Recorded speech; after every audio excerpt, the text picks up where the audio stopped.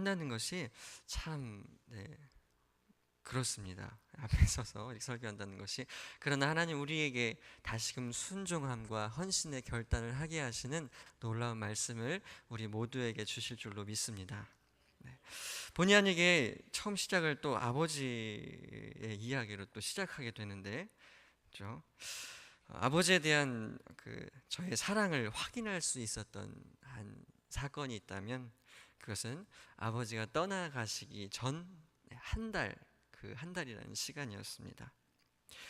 그렇게도 혈기왕성하셨던 분이고 또 늘 기억 속에는 좋지 않은 모습들로 저에게는 기억에 남아있고, 때로는 철없던 그때는 내 친구의 아버지가 오히려 더 좋게 여겨졌던 그 순간들이 있었지만, 지금 돌아보면 내가 정말 아버지를 사랑하고 있었구나 라는 생각을 다시 한번 해보게 됩니다. 죽음을 앞두고 병원에 누워 계셨을 때 이 세상에서 가장 연약한 분이라는 사실을 좀 알게 되었습니다. 그때는 좀 그렇게 깨닫게 되었습니다. 지난날의 어떤 모습들이 생각나기보다는 고생하셨던 일들이 상상되어지기도 했습니다. 어느 순간 아버지를 위해 진심으로 기도하기를 시작하게 되었습니다. 조금만 더 살려주시면 안 되겠습니까? 안 가던 기도원도 자주 그때 가가지고 또 기도하기 시작했습니다. 안 됩니다, 주님. 아직은 아닌 것 같습니다. 조금만 더 시간을 같이 보낼 수 있게 도와주세요.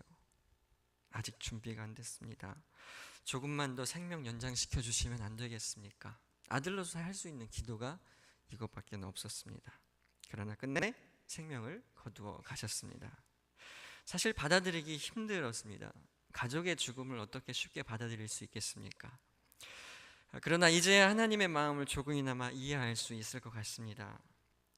하나님은 저에게 사명을 주셨고 헌신케 하시기 위해서 순종의 자리로 부르시고 가장 소중한 무언가를 요구하시는 분이시구나 라는 것을 깨닫게 되었던 것이죠. 처음에 믿지 않았습니다. 또한 잔인한 하나님이 아니신가라는 생각도 해보았습니다.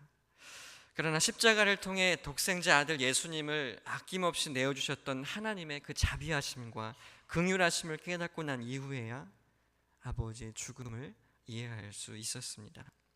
그제서야 제가 미워했던 아버지가 정말로 내가 사랑하는 분이었구나 라는 사실을 깨닫게 됩니다. 성경에도 아브라함 이야기를 우리 너무나 많이 들어왔습니다.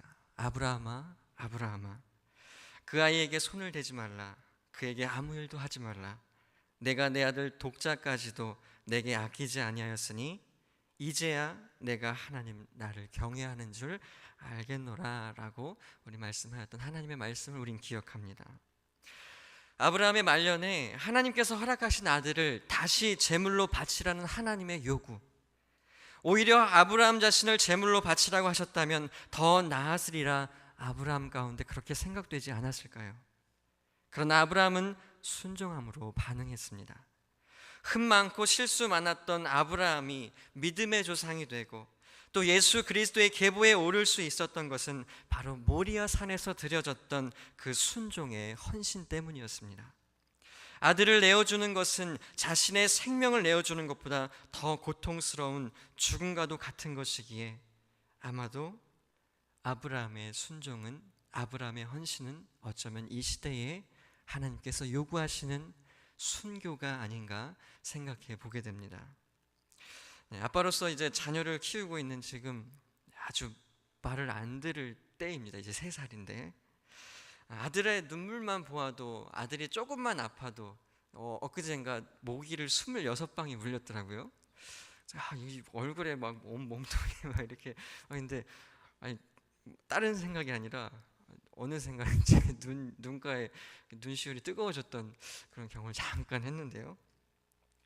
그럼 아브라함의 순종은 어떤 의미에서 조금 전에 말했지만 순교가 아닌가 한번 생각해 보게 되는데, 이런 자녀를 키우는 그 가운데 작은 일에도 불구하고 아파하는 그 부모의 심정, 그러나 아브라함의 심정은 어떠했을까 한번 생각해 보게 됩니다.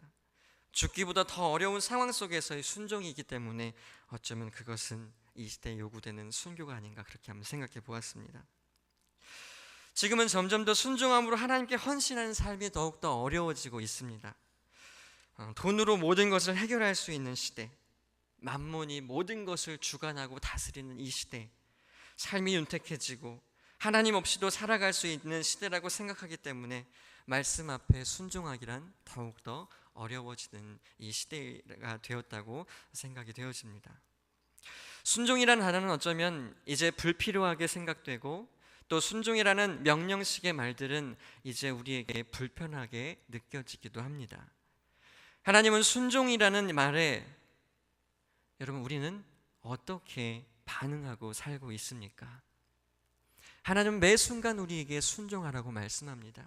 성경은 매 순간 우리에게 순종하라고 말하고 있습니다. 또한 헌신으로 반응하라고 말하고 있습니다. 여러분은 어떻게 반응하고 있습니까? 소망하기는 순종하기를 불편하게 생각지 않는 그 믿음의 삶이 될 수 있기를 주님의 이름으로 축원합니다. 순종은 십자가를 따르는 삶 가운데 나를 산제사로 바치는 행위입니다. 나를 산제사로 바치는 것이 무슨 의미입니까? 바로 예배자의 삶입니다. 몸과 마음을 바쳐 헌신하여 드려있는 살아있는 예배, 그 자체가 바로 헌신의 제사입니다. 단 한 번의 예배가 아닌 매일의 삶에 드려지는 그 삶의 예배가 바로 산제사라고 오늘 성경은 우리에게 말씀하고 있습니다. 여러분, 주의 은혜로 구원받은 자가 어떻게 살아가야 하겠습니까? 우리는 주님의 은혜로 구원받았습니다. 우리의 행위가 아닌 하나님의 은혜로 아무런 대가 없이 우리는 구원받았습니다. 여러분, 어떠한 반응으로, 어떠한 행위로, 여러분 어떠한 보답으로 주님 앞에 나아가고 있습니까? 여러분, 이 질문에 대한 대답이 바로 오늘 본문의 말씀입니다. 로마서를 통하여 바울은 하나님의 백성의 삶의 특징을 새롭게 오늘 우리에게 가르쳐주고 있습니다. 왜냐하면 먼저 로마서가 말하는 하나님의 자비와 구원이 이제는 유대인에 국한되어 있는 것이 아니라 모든 이방인에게 주어지는 것이고, 이제 이들은 옛 시대의 율법의 행위가 아닌 믿음의 의롭다함을 얻은 자로서 새 시대의 새로운 피조물이 되었기 때문에 바울은 오늘 우리에게 하나님의 백성의 삶의 특징을 새롭게 말해주고 있습니다. 이들은 예수 그리스도 안에 살아가는 삶으로서 성령을 쫓아 행하는 자들이고, 또 새로운 피조물로 다시 지음받았기 때문에 이제 율법의 행위가 아닌 믿음의 순종을 요구받게 되는 것입니다. 우리 역시 그리스도 안에서 새롭게 된 피조물이기에 하나님은 믿음의 순종을 오늘 우리에게 요구하십니다. 하나님은 과연 믿음의 순종으로 우리에게 무엇을 요구하시고 계시겠습니까? 바로 산제사로 드리는 삶의 예배입니다. 이 믿음의 순종은 곧 헌신입니다. 마치 아브라함이 가장 드리기 어려웠을 것 같은 100세에 비로소 주님으로부터 얻은 그 귀한 아들, 성경은 한치의 망설임 없이 순종함으로 드려졌다고 말하고 있습니다. 우리 역시 이제 한치의 망설임 없이 우리 자신을 살아있는 산 제물로 드려야 할 것을 오늘 성경이 우리에게 가르쳐주고 있는 것입니다. 이 시대에 요구하시는 헌신이 과연 무엇이겠습니까? 가장 피하고 싶고 불편하게 느껴지고 꺼려지는 순종, 그것이 바로 이 시대에 요구되는 헌신인 줄로 믿습니다. 어떤 의미에서 이 시대의 순교는 삶 전체를 드리는 순종이 아닌가 생각해 봅니다. 그러나 조금 전 앞에서 언급했듯이 우리가 살고 있는 시대에 점점 더 순종하기를 거부하고 또 순종하게 하는 믿음의 환경, 영적 환경도 포기할 만큼 이제 순종하기 어려운 시대에 바로 우리가 살아가고 있다는 것이죠. 왜냐하면 가장 큰 이유는 자신을 가장 큰 가치로 두고 살아가고 있기 때문입니다. 이 시대는 성공을 외칩니다. 곱씹어 생각해보면 너 자신이 이 세상에서 가장 중요하다라고 말하는 것이죠. 종교가 없는 지인들에게 물어봐도 이 땅에서 가장 가치 있는 것이 무엇이냐 물어보면 한치의 오차도 없습니다. 모두가 나 자신이라고 말하는 것을 듣습니다. 믿음의 사람들에게도 많은 경우 첫째는 자신이고 둘째는 믿음입니다. 자신의 환경과 상황에 따라 믿음이 좌지우지 흔들리고 있기 때문이라는 것이죠. 그러나 다시금 마음에 새겨야 하는 것은 더 이상 성도인 우리는 우리의 몸, 우리의 삶 전체에 대해서 무언가를 요구할 수 없는 상황과 환경 속에 우리가 살아가고 있다는 것입니다. 새로운 피조물로서 그리스도 안에서 우리가 살아가고 있기 때문입니다. 신학자인 칼바르트는 이렇게 말합니다.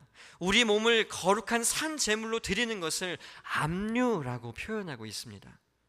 여러분, 압류란 나의 모든 재산에 대하여 권리를 행사할 수 없는 것입니다. 모든 것을 포기해야 하는 상태를 말하는 것이죠. 다시 말하자면 우리는 우리의 몸인 지체에 대하여 무언가를 요구할 권리가 이제는 우리에게 아무것도 없다라는 것입니다. 우리는 그리스도 안에서 새로운 피조물로서 할 수 있는 것은 오직 순종밖에 없다라는 것이죠. 에베소서는 우리는 이 세상 풍조를 따르는 본질상 진노의 자녀로서 죽을 수밖에 없는 죄인이었음을 말합니다. 그러나 하나님은 그리스도 십자가 고난과 죽으심을 대가로 우리를 살리셨습니다. 이것이 우리를 향하신 하나님의 자비하심과 긍휼하심의 은혜입니다. 때문에 우리의 삶 전체를 압류하시는 것에 대하여 우리는 아무런 타협이나 요구도 할 수 없다라는 것이죠. 하나님은 우리의 삶 전체, 즉 온몸으로 드리는 헌신을 원하시는 분이십니다. 여러분, 온몸과 온 마음으로 헌신하여 드리는 우리의 삶이 되시기를 간절히 소망합니다.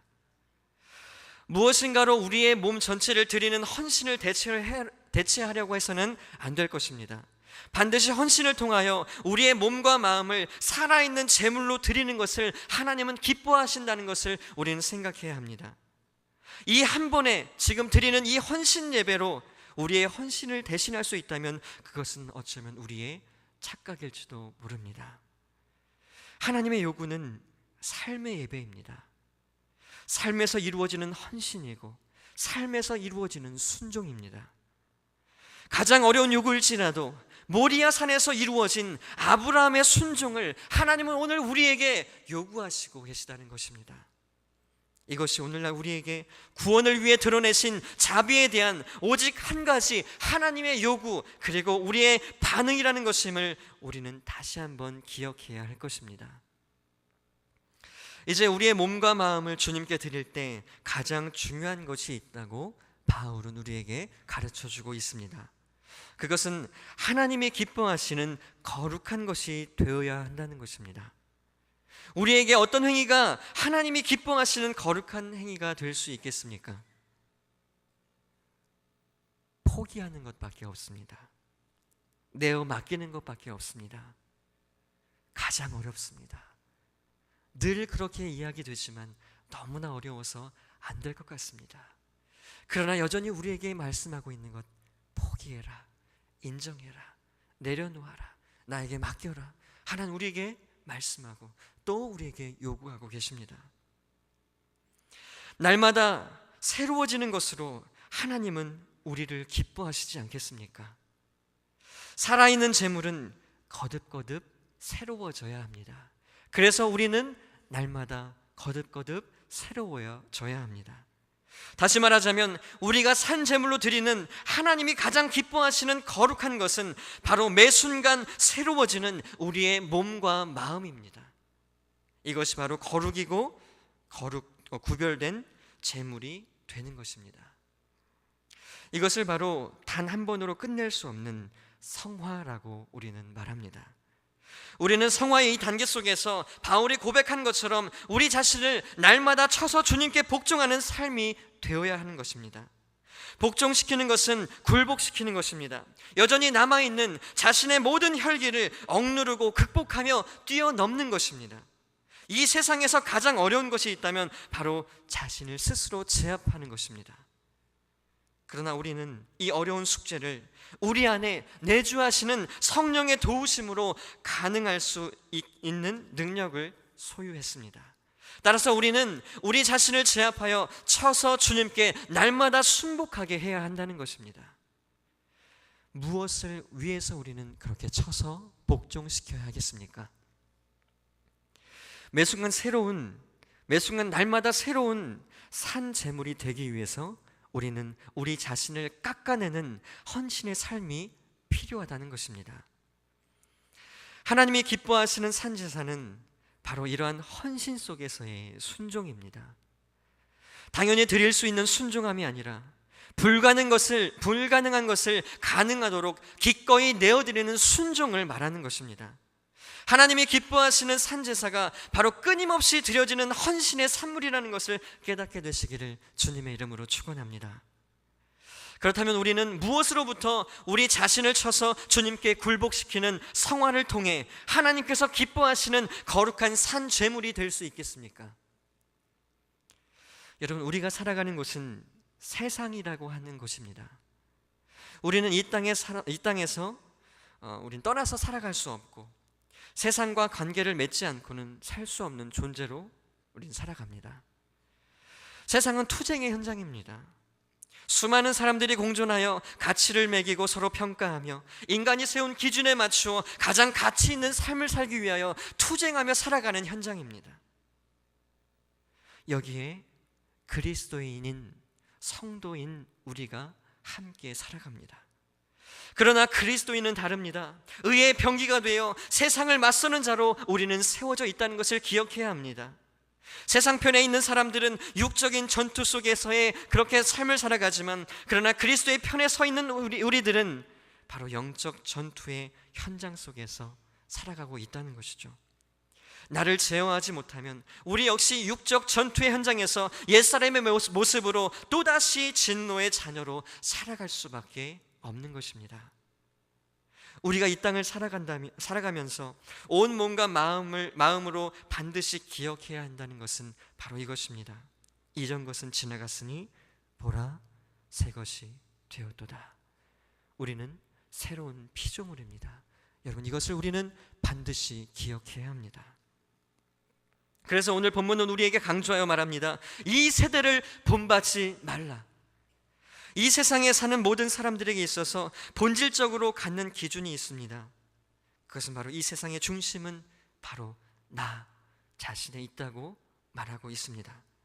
에베소서는 이 세상은 공중의 권세 잡은 자가 주관하고 있다고 말합니다. 바로 죄와 사망과 사탄이 지배하는 영역인 것입니다. 인간은 그를 따를 수밖에 없는 존재로 서 있습니다. 그들은 육체의 욕심을 따라 지내며 육체의 마음에 원하는 것을 하여 다른 이들과 같이 모두가 진노의 자녀들이라고 성경은 우리에게 가르쳐 줍니다.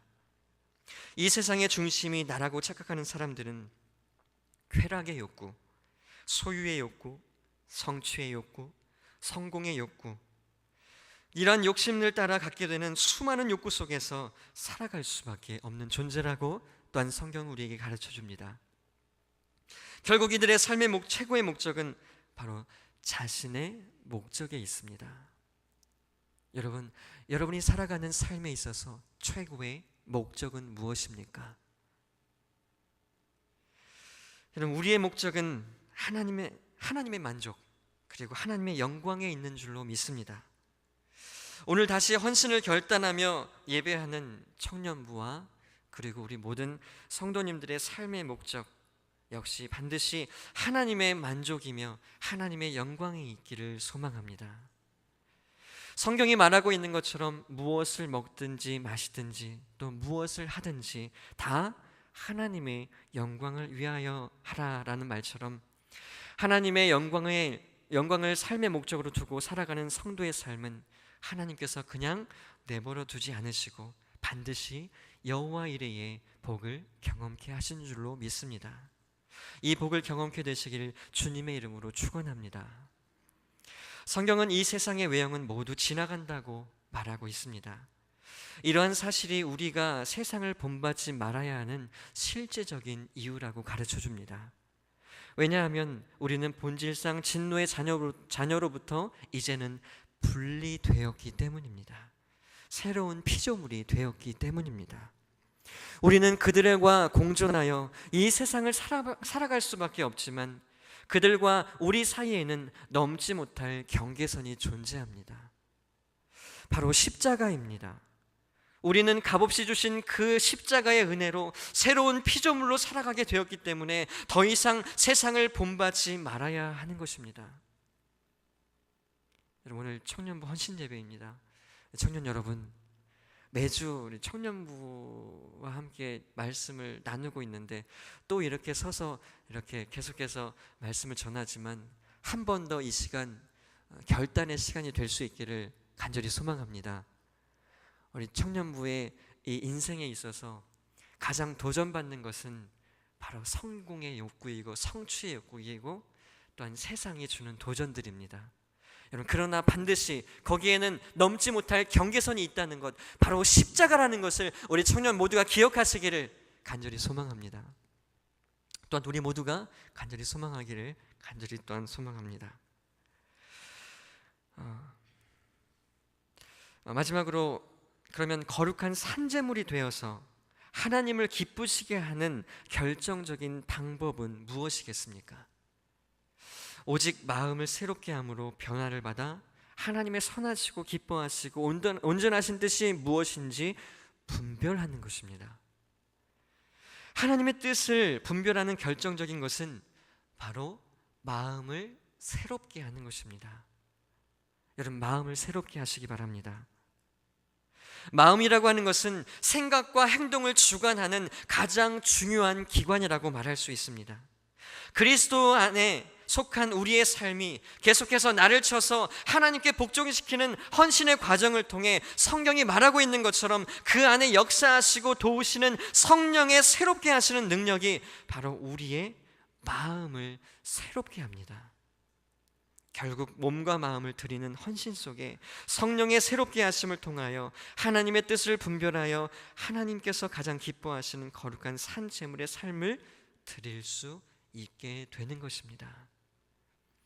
때문에 믿음의 순종은 바로 최고의 헌신이고 하나님은 이 헌신을 오늘 우리에게, 우리 청년 모든 공동체 회원들에게 하나님은 요구하고 계십니다.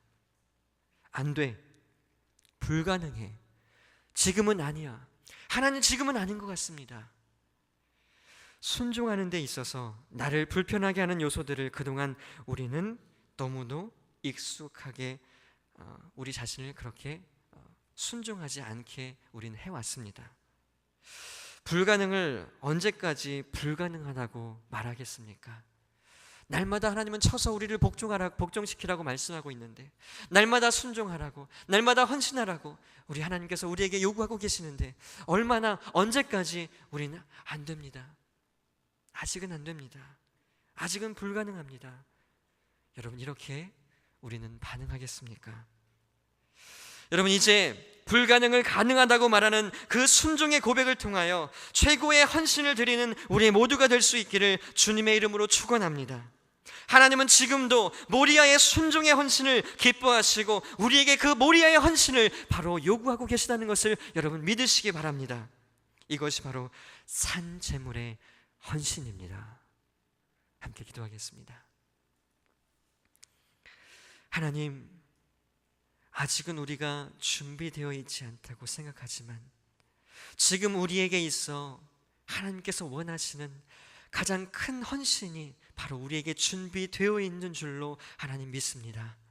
하나님, 그 최고의 헌신이 무엇인지 다시금 말씀을 통하여 깨닫게 하시고 그 헌신을 하나님 앞에 드릴 수 있는 우리 모두가 될 수 있도록 주여 인도하여 주시옵소서. 여전히 우리에게 요구하고 계시는 그 모리아에서의 아브라함에게 말씀하셨던 그 헌신, 하나님, 우리에게 하나님 요구하시는 그 헌신도 바로 모리아의 헌신이라는 것을 다시 한번 깨닫게 하시니 감사합니다. 하나님, 다시 한번 우리 결단하며 나아가길 원합니다. 주님 앞에 주님께서 원하시는 그 온 몸과 온 마음으로 주 앞에 드리는 헌신을 이제 드릴 수 있도록 도와주시옵소서. 주님께서 그것을 기뻐하신다면 기꺼이 하나님 앞에 드릴 수 있는 헌신이 될 수 있도록 주여 인도하여 주시옵소서. 산제사로 주 앞에 드려지는 우리의 삶이 될 수 있도록 주여 인도하여 주시옵소서. 여기에서의 단 한 번의 제사로 주 앞에 드리는 것이 아니라 우리의 매 순간의 삶을 통하여 우리의 매 순간의 삶의 예배를 통하여 주 앞에 헌신으로 드릴 수 있는 우리가 될 수 있도록 주여 인도하여 주시옵소서. 함께 하시기를 간절히 소망하옵고 예수님의 이름으로 기도하옵나이다. 아멘.